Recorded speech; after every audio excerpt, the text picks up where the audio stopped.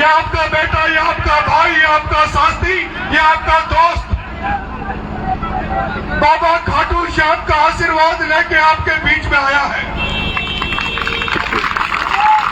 मैं चाहूंगा कि मेरे साथ आप लोग कुछ नारे लगाएंगे। बोलो तेजाजी महाराज की,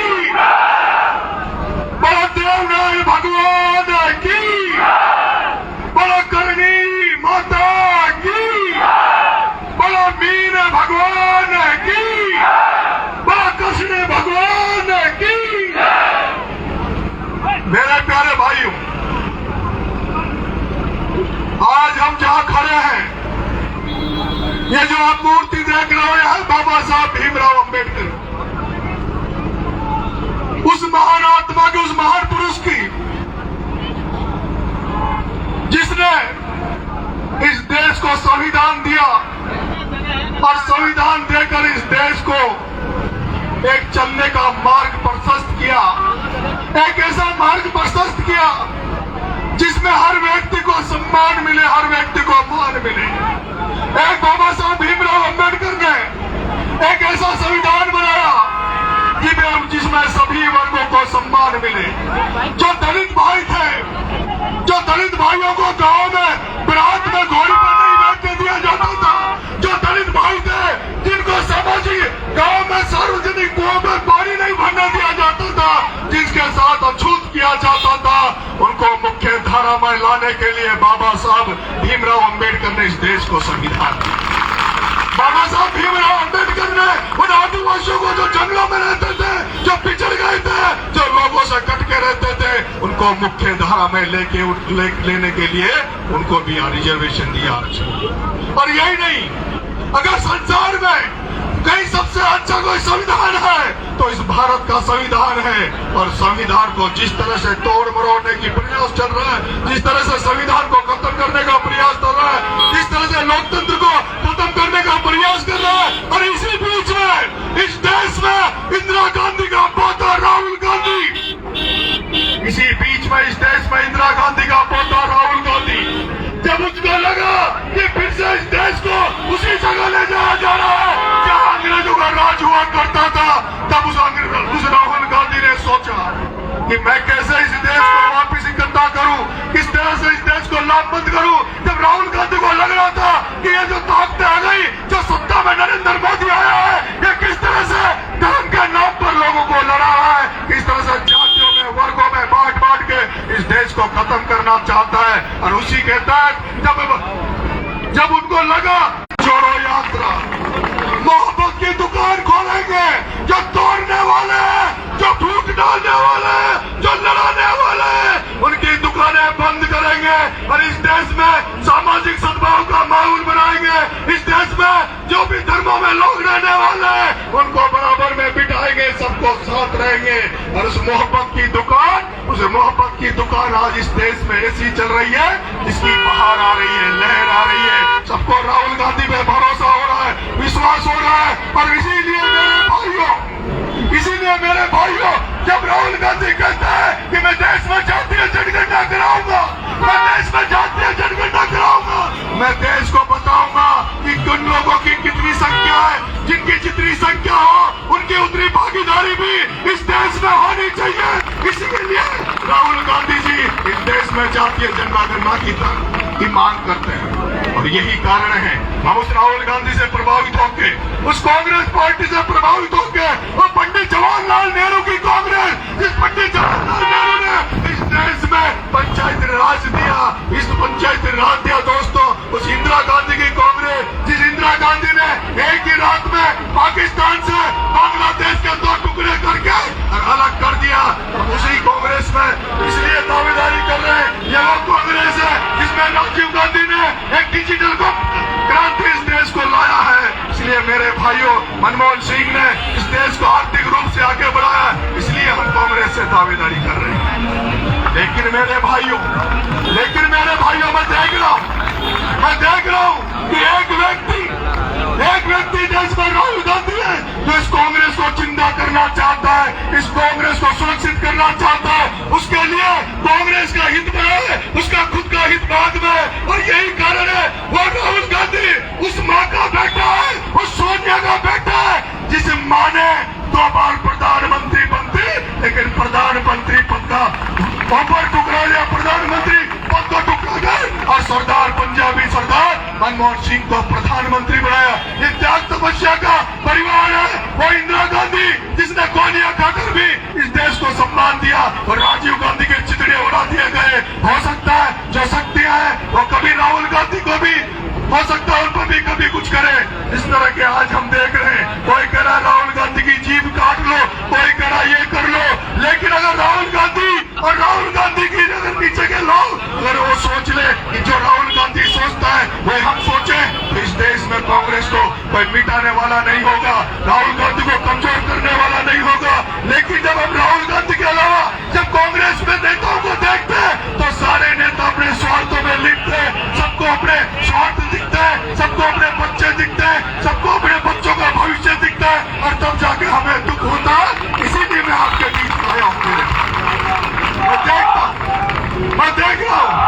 मैं देख रहा हूँ ऐसा क्या कारण है। इस देवली उनियारा में वर्षों से चुनाव हो रहे हैं, लेकिन यहाँ का निजी प्रत्याशी, यहाँ का इलाके का प्रत्याशी एमएलए क्यों नहीं बनता। मेरे भाइयों, आपने रामनाथ जी मीणा को बना दिया, आपने हरीश मीणा को बना दिया। आपका ऐसा क्या कारण है? क्या देवली उनियारा में आदमी मर गए क्या? क्या देवली उनियारा चरागा भूमि है क्या? जो देवली उनियारा में कोई खड़ा होने वाला व्यक्ति नहीं है। लेकिन ये दुर्भाग्य है मेरे भाई, ये दुर्भाग्य है। कहीं न कहीं देवली उनियारा की कमी है, यहाँ की जनता में कमी है, जिसके कारण से बाहर के लोग आकर यहाँ चुनाव लड़ते हैं और आप उनको वोट देते हो और वोट भी देते हो, लेकिन आप उनकी हकीकत नहीं जानते। आप उनकी हकीकत नहीं जानते। मेरे भाइयों, मुझे भरोसा था, विश्वास था, क्योंकि इस बार 18 लोग आपके देवली उनियारा में टिकट मांग रहे थे। मेरे से कहा, भाई साहब आप भी टिकट मांग रहे हो, आप देवली उनियारा में क्यों नहीं आते? मैंने कहा मैं वहां जाकर बुरा नहीं बनना चाहता, मैं वहां जाकर बुरा नहीं बनना चाहता, मैं वो पोस्टर बैनर नहीं लगाना चाहता।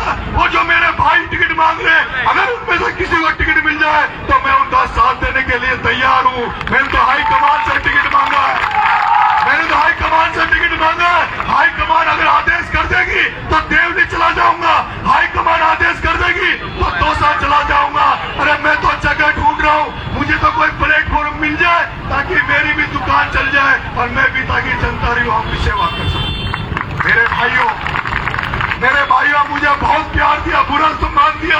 छपरा की जनता ने कोई कसर नहीं छोड़ी, मेरी छपरा की जनता ने कोई कसर नहीं छोड़ी। उस छपरा में मेरा कोई गांव नहीं था, मेरा कोई घर नहीं था, मेरा कोई वोट नहीं था, लेकिन उसके बावजूद भी मात्र 20 दिन में उस छपरा की जनता ने आपके बेटे को 44,000 वोट दिए। 44,000 जो लोग कहते हैं वो एक वोट की नरेश मीणा कीमत जानता है, वो एक वोट की नरेश मीणा कीमत जानता है, और 44,000 वोटों की एक वोट की कीमत नरेश मीणा जानता है।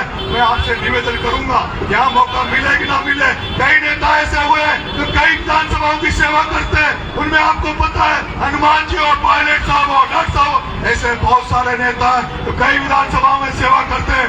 आपके भाई ने भी इतना तो कमा रखा है, आपके भाई की इतनी तो गति है, इतनी तो स्पीड है। अगर यहाँ मौका मिल गया तो छपरा और देवली दोनों संभालने की ताकत भी रखता हूँ, छपरा और देवली संभालने की ताकत भी रखता हूँ। छपरा के लोग सोच रहे होंगे हमने 44,000 वोट दे दिए, अब वो यहाँ से चला गया। अरे मैं कहीं जाने वाला नहीं हूँ, मैं कहीं जाने वाला नहीं हूँ, इसी राजस्थान की धरती में रहूंगा।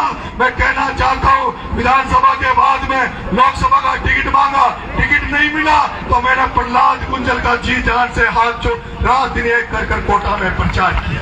और वो प्रचार इसलिए किया मेरे भाई, वो प्रचार इसलिए किया कि एक बार में आदरणीय सचिन जी पायलट साहब ने पूरे राजस्थान में आह्वान किया कि मेरे जन्मदिन पर ब्लड डोनेशन कैंप लगाया जाए, रक्तदान किया जाए। मैंने बहुत दोस्तों 12 में पायलट साहब के जन्मदिन पर 1700 यूनिट खून का ब्लड डोनेशन कैंप कराया। और वो ब्लड डोनेशन कैंप में मेरे प्यारे भाइयों, उस ब्लड डोनेशन कैंप में ज्यादातर आदिवासी महिलाएं थी, आदिवासी समाज था। और उसके पीछे मेरा मकसद ये था कि जो ये नेताओं ने गुर्जर मीणा में भाई डाल दी, जो गुजर मीणा को लड़ाना चाहते थे, जो दोनों भाइयों को अलग अलग करना चाहते थे, जो इनके मतभेद हो गए थे, जो इनमें खटास आ गई थी, उस खटास को नरेश मीणा खत्म करना चाहता था मेरे भाई। नरेश मीणा खटास को खत्म करना चाहता था। इसी कारण से मैंने रात दिन सचिन पायलट के लिए कर दी मेरे भाई।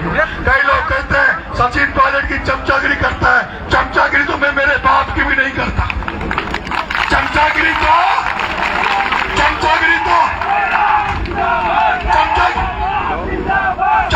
तो मैं मेरे बाप की भी नहीं करता।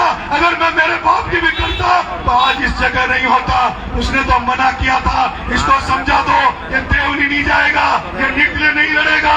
लेकिन मैं मेरे दिल की सुनता हूँ, आत्मा की सुनता हूँ। मैंने मंजिल बना रखी है, उस मंजिल तक जब तक नरेश मीणा नहीं पहुंचेगा तब तक ऐसे ही आप लोगों के बीच में घूमता रहेगा। मैंने सचिन पायलट की चमचागिरी नहीं की। मैंने तो सचिन पायलट को इसलिए बड़ा भाई माना ताकि जो गुजर मीणा में खाई पड़ी हुई है, ये खाई खत्म हो जाए मेरे भाई। मेरे पद के लोभ में एमएलए बनने के लिए, सांसद बनने के लिए सचिन पायलट को नहीं पकड़ा। मैं तो चाहता था कि गुजर मीणा वापिस से भाई भाई हो जाए, शादी ब्याह में एक साथ बारात मिल जाए, एक साथ खान पीन मिल जाए, एक साथ रहे। इसलिए मैं सचिन पायलट के साथ था मेरे भाइयों। और उसके बाद जब प्रहलाद गुंजल को टिकट मिला, जब कोटा में प्रहलाद गुंजल को टिकट मिला, तो मैंने वहां भी रात दिन एक कर दी ताकि फिर से एक मैसेज चला जाए कि एक गुजर का बेटा चुनाव लड़ रहा है और मीणा समाज उसके लिए डरे बिना अगर स्वागत सत्कार कर रहा है। और जिस तरह से आपने चुनाव देखा होगा, जो आपने चुनाव देखा होगा कोटा का, जैसे आदिवासी भाइयों ने हमारी लाज रखी। अरे वो तो बिल्ला सेठ बच गया, वो तो बिल्ला बच गया। 200 करोड़ खर्च कर दिए, पूरी पुलिस लग गई, प्रशासन लग गया, सरकार लग गई, सत्ता लग गई, तब भी कितने वोटों से जीता? मात्र 40,000, मात्र 40,000। लेकिन मैं उस धन्यवाद देना चाहता हूँ उस देवनारायण के बेटे को, उस माँ को धन्यवाद देना चाहता हूँ जिसने प्रहलाद गुंजल को जन्म दिया। वो प्रहलाद गुंजल जिसके लिए मैंने वो मेहनत करी। लेकिन मेरे भाइयों, आपने देखा होगा वो एक कांग्रेस का सीनियर लीडर है, उसने अपना प्रोटोकॉल तोड़ा, उसने अपनी लिमिट को तोड़ा। और आपके बेटे नरेश मीणा के लिए हाईकमान से मांग कर डाली कि नरेश मीणा को टिकट। उस गुजर के बेटे ने, उस साधु माता के बेटे ने, उस देवनारायण के बेटे ने भी कोई कसर नहीं छोड़ी। जिस तरह से उसने नरेश मीणा की टिकट की दावेदारी करी, पूरा मीणा समाज आज गुंजल की जय जयकार कर रहा है, देवनारायण भगवान की जय जयकार कर रहा है। अरे मेरा तो यही तो सपना है, मेरा यही तो सपना है कि ये जो किसान जातियां हैं, ये हम सब लोग मिलकर तेजाजी महाराज की जय करें, भगवान देवनारायण की जय करें, वीर भगवान की जय करें, कृष्ण भगवान की जय करें, जिससे लोग जिससे सम्मान खुश होते हैं। यही तो कर्म हमें करने चाहिए मेरे भाई। हमें उम्मीद है, कल एक नाम आ गया था कि यहाँ का सांसद जिसको आपने सांसद बनाया वो किसी ऐसे व्यक्ति को टिकट देना चाहता है जो 4 दिन पहले भारतीय जनता पार्टी का और नरेंद्र मोदी का प्रचार कर रहा था। अगर उसकी क्वालिटी है, उसकी खूबी है, जिसका नाम केसी मीणा है, तो मैंने सुना है कि उसने नौकरी करी है, उस नौकरी में खूब मलाई खाई है और आप नेतागिरी में आके भी मलाई खाया।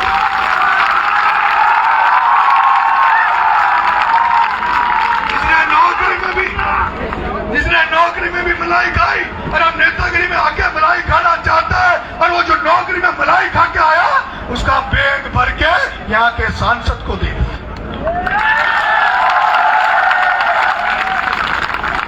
और सांसद और उसका बेटा, सांसद जी महान और बेटा उनसे भी महान, सांसद महान, बेटा उनसे भी महान। मैंने सुना है प्रधान बनना है किसी को तो लाओ पैसे, जिला प्रमुख बनना है तो लाओ पैसे, पंचायत समिति का टिकट लेना है तो लाओ पैसे। अरे आप 5 साल जी रहे, राजस्थान के सबसे बड़े ओहदे पे रहे, शर्म आनी चाहिए आपको, शर्म आनी चाहिए। लेकिन बड़े दुख की बात है मेरे प्यारे भाइयों, उसको शर्म क्यों आएगी? उसको शर्म क्यों आएगी? अरे हमने सुना काड़ू खानदान हुआ करता था बाबरवास में, काड़ू खानदान हुआ बामनवास में जब कारू पटेल बामनवास का जब गंगापुर की मंडी में जाता था तो मंडी की हालत जब लगती थी जब नमो नारायण का बाबा कारू पटेल उस मंडी में जाता। लेकिन दुख है कि कारू पटेल के 5 बेटे, कारू पटेल के बेटे शिवनारायण बेटा था और शिवनारायण के 5 बेटे हुए। शिवनारायण पटेल के 5 बेटे हुए। एक का नाम नमो नारायण मीणा, एक का नाम हरीश मीणा, एक का नाम ओम प्रकाश मीणा, एक का नाम भवानी मीणा और एक का नाम मुझे पता नहीं क्योंकि आज दिन तक इन्होंने कभी चाय पिलाई नहीं, जो नाम याद रहे। धर्म सिंह, मेरे प्यारे भाइयों, नमो नारायण मीणा, हरीश मीणा 5 भाई हुए। नमो नारायण की माँ अलग है, उनकी माँ कुंजेला की थी और ये जो 4 भाई हैं इनकी माँ सलेमपुर की थी। नमो नारायण जी मीणा जो सबसे सीनियर नेता थे, आईएएस बने, उन्होंने जब शादी करी तो उन्होंने कहा मैं तो भैया बेटी तो समाज की लाऊंगा, मैं मीणा हूं तो मीणा में शादी करूंगा। नमो नारायण जी तो समाज में बेटी ढूंढी, समाज की बेटी से शादी करी, लेकिन जो शिवनारायण के 4 बेटे और कलेक्टर थे और शिवनारायण पटेल के 4 बेटे और कलेक्टर थे, हरीश मीणा, भवानी मीणा, ओपी मीणा, धर्म सिंह मीणा। मैं पूछना चाहता हूं, अगर आप में से किसी ने भी इनके घर में इनकी लुगाइयों के हाथ की चाय पियो, पानी पिया हो, रोटी खाई हो, तो मैं चुनाव नहीं लड़ूंगा, वापिस चला जाऊंगा।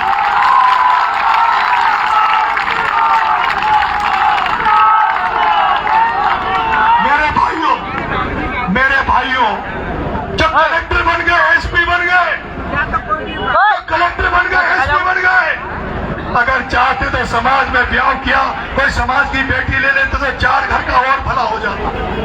लेकिन ना ना ना, हरी जी को मिली सिंधड़ पंजाब में जाकर, भवानी सिंह को कहां मिली पता नहीं, ओम प्रकाश को कहां मिली पता नहीं और धर्म सिंह कहां मिली पता नहीं।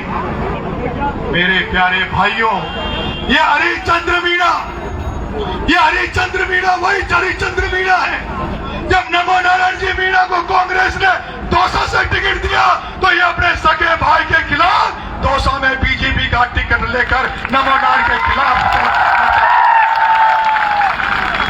मेरे प्यारे भाइयों, नमो नारायण जी को वहां जाके हरा दिया, उसकी मिट्टियां मेट कर दी। एक खानदानी वो नमो नारायण मीणा, एक खानदानी वो नमो नारायण मीणा जिसका बेटा, एक अकेला बेटा, इकलौता बेटा, जिसका नाम है डॉक्टर नवीन।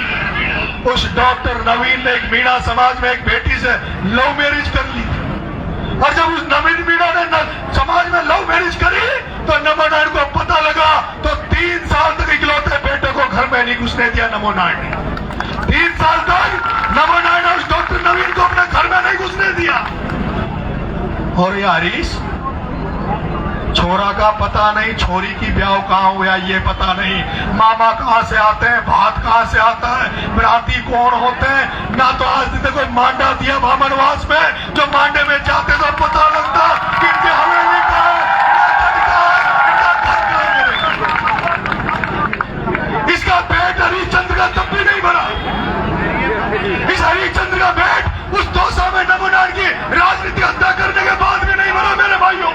और ये आके जब नमो नारायण जी देवली यूनियन में टिकट मांग रहे थे तो आके दिल्ली में सेटिंग कराया, क्योंकि जिंदगी भर पैसा ही कमाया है, पैसा सब जगह चलता है। राजनीति देख रहा हूं, या तो इसमें चमड़ी चल रही है या दमड़ी चल रही है। अब ना तो मेरे पास चमड़ी है ना मेरे पास दमड़ी है।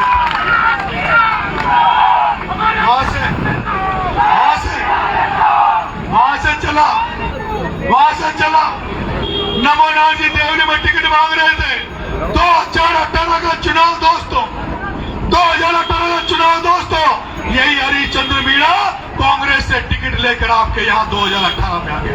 मैं पूछना चाहता हूं, अगर नमो नारायण मीणा को 2018 में टिकट मिलता, वो चुनाव जीतते, तो मुझे भरोसा है वो 100 करोड़ की सरकार में गृह मंत्री बनते या चिकित्सा मंत्री।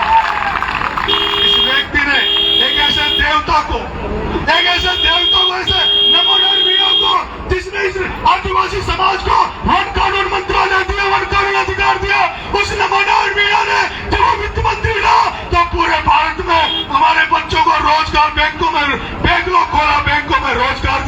उस नमूना ने जब वो पुलिस में रहा तब भी हमारी मदद करी।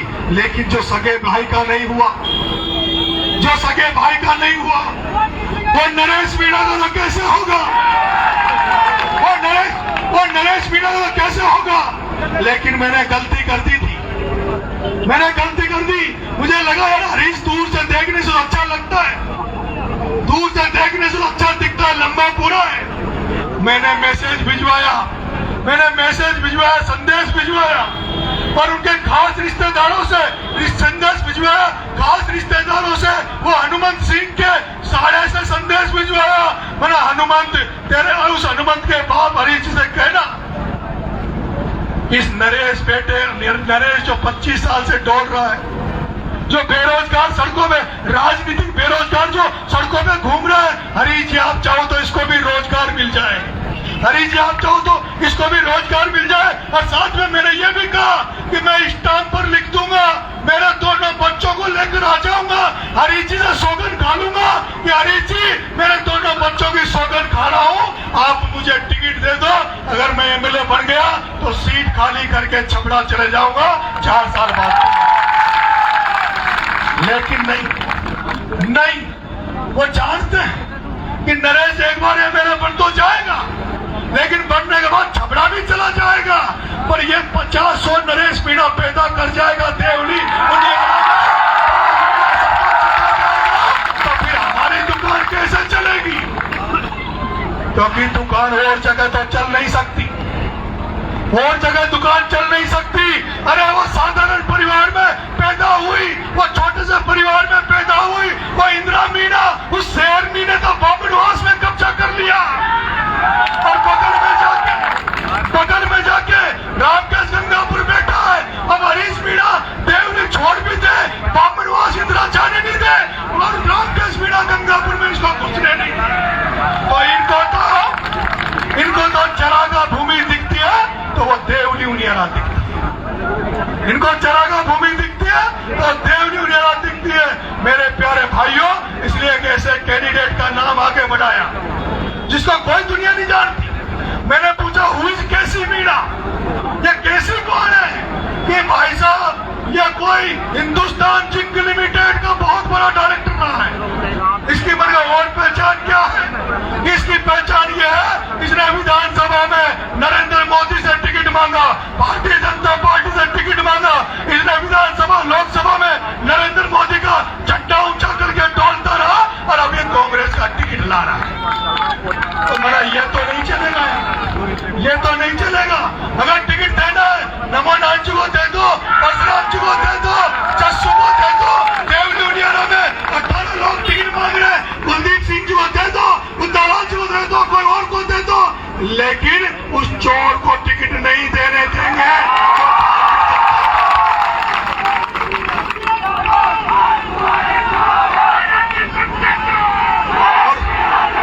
और इसीलिए मेरे भाइयों, जब रात को पता लगा, मुझे भरोसा था राहुल गांधी पर, मुझे भरोसा था सचिन पायलट पर, मुझे भरोसा था कौन सिंह डोटासरा पर, मुझे भरोसा था अशोक गहलोत पर, मुझे भरोसा था कांग्रेस पार्टी पर कि नरेश मीणा इस बार तो तेरा कमाना पर राजनीति में उतर के रहेगा और कांग्रेस तुझे इस बार तो टिकट पक्का देगी। लेकिन रात को पता चला तोसा में एक कैंडिडेट पटाखे फोड़ रहा है, केसी के घर में पटाखे फूट रहे हैं। अरे मरगा नरेश तेरे साथ तो घात हो गया, तेरे साथ तो पाप हो गया। और मेरे भाइयों, पिछली बार भी जब मैं 2 साल से लोकसभा का टिकट मांग रहा था, मेरे युवा साथी कहते हैं आपको पीछे नहीं मुड़ के आना चाहिए था। अरे मुझे कठपुतली बना दिया था, मुझे पहले कहा तुम कांग्रेस ज्वाइन कर लो तो मैं टिकट देंगे, मुझे ज्वाइन करवा दिया और फिर टिकट नहीं दिया, और जब फॉर्म भरा तो मैं व्यवस्था नहीं बिठा पाया था। मुझे लगा पूरी तैयारी से, पूरी ताकत से चुनाव नहीं लड़ेंगे तो पार नहीं पड़ेगी, और फिर कांग्रेस के नेताओं ने कहा नरेश अगली बार तुम्हारा भला करेंगे, इस बार वापस ले लो, तो मैंने वापस ले लिया मेरे भाई। लेकिन इस बार मुझे पक्का विश्वास है, मुझे पक्का भरोसा है कि कांग्रेस पार्टी मुझे टिकट देगी। जब भी लिस्ट आएगी उसमें तुम्हारे भाई का नाम आएगा, मुझे कांग्रेस में भरोसा है। लेकिन भाइयों, दूध का जला छाछ में भी सोच सोच के मुली डाल। मैं इस अलीगढ़ में इसलिए आया हूं, कहीं ऐसा नहीं हो जाए मुझे टिकट में भी लटका दे, मुझे मौका भी नहीं मिले तैयारी करने का। इसलिए मैं आपके बीच में आया हूं, आपका आशीर्वाद मांगने आया हूं, आपका प्यार मांगने आया हूं। आपका आशीर्वाद होता हाथ खड़ा करके मुझे आशीर्वाद दो, मुझे प्यार दो, आप मुझे भरोसा दो कि आप लोग ये विश्वास दिलाओ।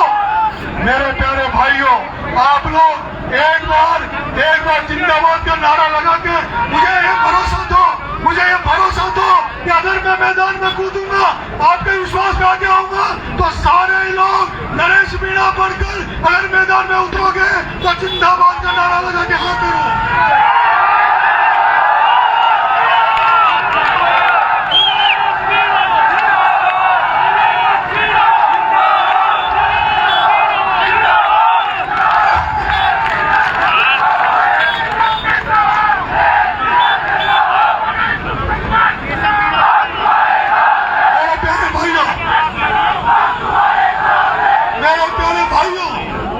मेरे प्यारे भाइयों, लिस्ट आने तक मैं इंतजार कर रहा हूं और मैं इसी अलीगढ़ में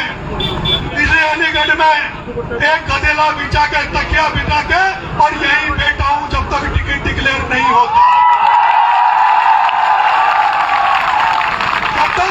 जब तक टिकट डिक्लेयर नहीं होता तब तक मैं यही गदेला बिछा के, तकिया बिछा के और यही बैठा हूं। और मेरे भाइयों, मैं अलीगढ़ के लोगों से निवेदन करने आया हूं, मैं खाली जेब आया हूं,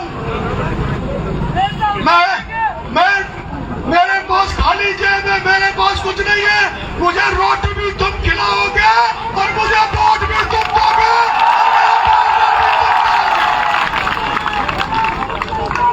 मैं निवेदन करना चाहता हूं, मैं अलीगढ़ के महानुभावों से, सर्व समाज से निवेदन करना चाहता हूं। आज राजस्थान से दूर से मेरे साथी आपके अलीगढ़ में आए हुए हैं। मैं चाहता हूं कहीं आप अगर पूरी सब्जी की व्यवस्था करवा दो, पानी की व्यवस्था करवा दो, तो हम अलीगढ़ का जिंदगी बराबर रहेगा। मेरे प्यारे भाइयों,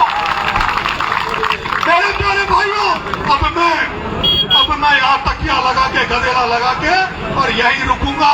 आप जो लोग रुक सके और मेरे साथ रुकना। और मैं निवेदन करना चाहता हूँ, अगर पार्टी ने गलत कदम उठा लिया, बाकी मैं बाद में बात करूंगा। जब लिस्ट आ जाएगी तब मैं अपने पत्ते खोलूंगा कि मैं क्या करना है, क्या नहीं करना है, और तुम्हारा साथ पूछूंगा। फिर से एक बार इकट्ठे होंगे, फिर से तुम्हारी राय ली जाएगी, तुम्हारी सलाह ली जाएगी। अगर सारे लोग कह दोगे कि तू जहाँ से आया जयपुर से जयपुर चला जा, तो वापिस चला जाऊंगा। और तुम कह दोगे कि नहीं, तू नहीं जाएगा, हम तेरे साथ गाँव जाएंगे, तो आपका आदेश की पालना करूंगा। लेकिन टिकट की लिस्ट आने के बाद एक बार फिर से आपके बीच में बात रखूंगा। इसलिए मेरे भाइयों, आप सबने आशीर्वाद दिया, प्यार दिया। जो साथी दूर से आए वो जा सकते हैं, जो रुकना चाहे वो रुक सकते हैं। हमें तो अगर 7 दिन भूखे भी रहना पड़ेगा तो भूखा भी रहना पड़ेगा। मेरे भाइयों, ये क्रांति है, ये जन क्रांति होने वाली है। अगर इस देवली उनियारा में अगर कुछ उल्टा सुल्टा हो गया तो ये चिंगारी फिर देवली उनियारा में नहीं रुकेगी, ये फिर पूर्वी राजस्थान में घूमेगी। ये 200